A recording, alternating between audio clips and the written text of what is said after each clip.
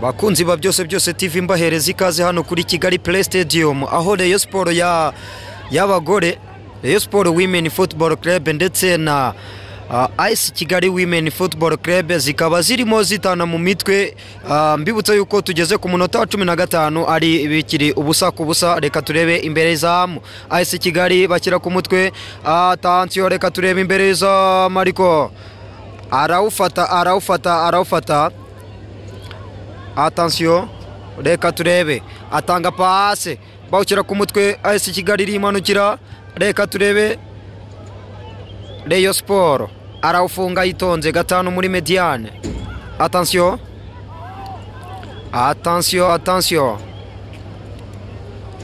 AS Kigali rimanukira, reka turebe AS Kigali arambura passe ariko umupira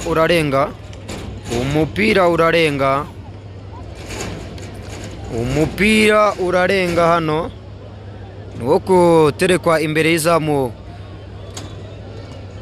ya Rayon Sport. Reka turebe bawuteye AS Kigali bagonga n'umutwe. Reka turebe imbere y'izamu Rayon Sport, AS Kigali barawurekipera abareyo. Reka turebe aba bakobwa, reka turebe imbere y'izamu birakomeye ariko arekura posi shot ariko arawufata neza,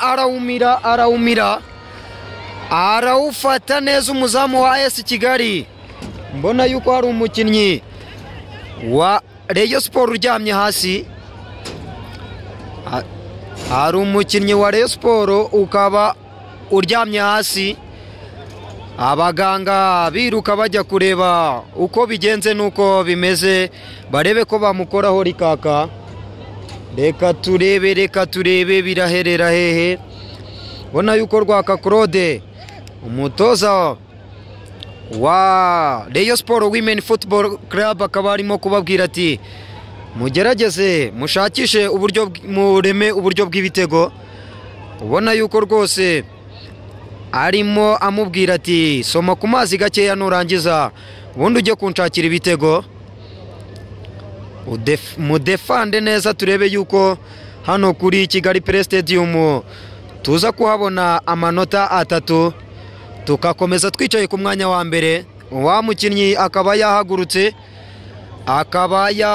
hano 5-5. Attention, umupira muri defense ya AS Kigali. Reba arambura passe, reka turebe aragucenga, arambura passe ku ruhande, aragucenga ariko umupira awukuraho neza Dorothea, bamwita Dorothea. Umupira ukaba ugiye kurengurwa na Judith yawurenguye AS Kigali. Reka turebe, attention, bamushyira hasi. Ni kufura y'ikipe ya Rayon Sport, akaba agiye gutera kufura ya Rayon Sport mu kibuga cyabo.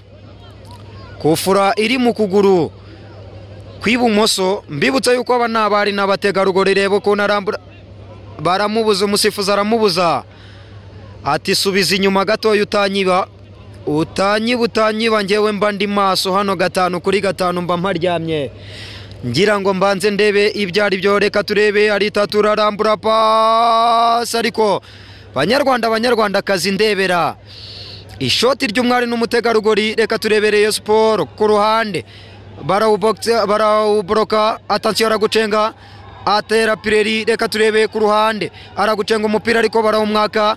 Iyo ni AS Kigali rimanukira. Reka turebe AS Kigali arambura passe imbere y'izo Mariko,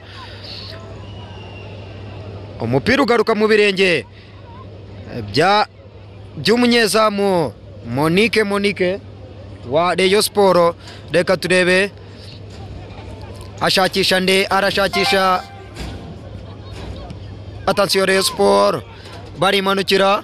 Attention ku ruhande, reka turebe imbere zo baracenga muri koroneri.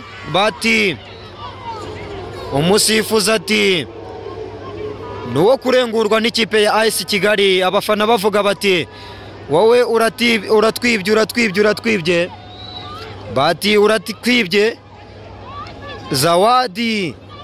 barimo ubona yuko barimo kubwira Zawadi ati garuka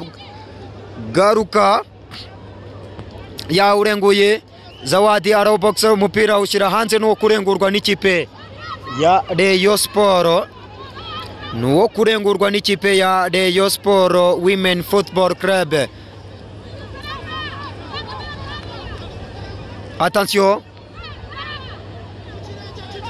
Gigi, reka turebe Gigi yawurenguye ku kirenge ugaruka attention ukina amanota, reka turebe aracenga attention kapiteni bakunze kumwita Ojera arambura passe, reka turebe imbere izo marawufunga yitonze, reka turebe arambura passe awutera petit fire ahangaha ubona yuko agerageje awufungishe ikirenge cy'ibumoso akawugarura mu kirenge cy'iburyo, aravuga ati reka nshakishe igitego cya mbere, ariko umupira awutera petit fire ahangaha. Reka turebe AS Kigali arawurekipera biranga. Attention awurengura muri defense ya Rayon Sport, aragucenga gutera jet koro barababira na bya bindi twari tuzi mu Kinyarwanda. Attention aragucenga yitonze asubiza inyuma umusifuzi atariko ari umukinnyi uryamye hasi. Reka tubanze turebe icyo yabaye. Bona yuko umudefenseri wa Rayon Sport amukojeje intoki mu maso aravuga ati nibyo koko bamukandagiye. Reka turebe Rayon Sport arambura passe imbere zamu, reka turebe barawufunga, arekura passe mu kibuga hagati bashyira ku mitwe. Attention yitonze 5-5. Reka turebe iyi ni byose TV gerageza kutupressinga mu buryo bumwe cyangwa se ubundi. Umupira ikipe ya Rayon Sport irawurenza,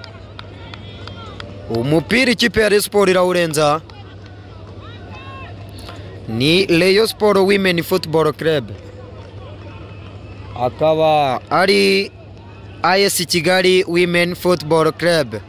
Bibutsa yuko iyi Rayon Sport niyo iri ku mwanya wa mbere ahangaha, ikaba rwose igiye gutsinda ibitego byinshi cyane. Kamanuke nare